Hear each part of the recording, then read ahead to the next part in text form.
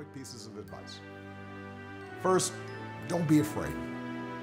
America's gone through tough times before. Slavery, civil war, famine, disease, the Great Depression, and 9/11. And each time, we came out stronger. Usually because a new generation, young people like you, learned from past mistakes and figured out how to make things better. Second, do what you think is right. Doing what feels good, what's convenient, what's easy, that's how little kids think. Unfortunately, a lot of so-called grown-ups, including some with fancy titles and important jobs, still think that way, which is why things are so screwed up.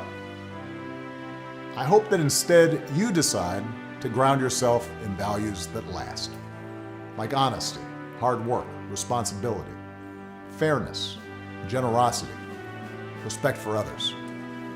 You won't get it right every time. You'll make mistakes, like we all do. But if you listen to the truth that's inside yourself, even when it's hard, even when it's inconvenient, people will notice.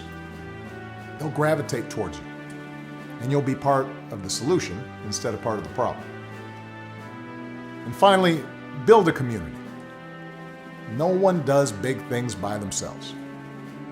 Right now, when people are scared, it's easy to be cynical and say, let me just look out for myself, or my family, or people who look or think or pray like me. But if we're going to get through these difficult times, if we're going to create a world where everybody has opportunity to find a job and afford college, if we're going to save the environment and defeat future pandemics, then we're going to have to do it together.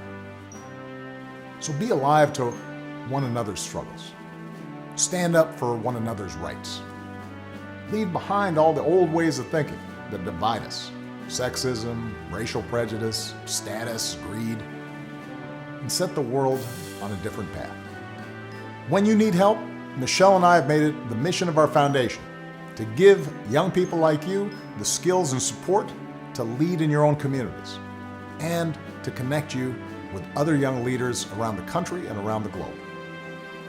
But the truth is, you don't need us to tell you what to do, because in so many ways, you've already started to lead. Congratulations, class of 2020. Keep making us proud.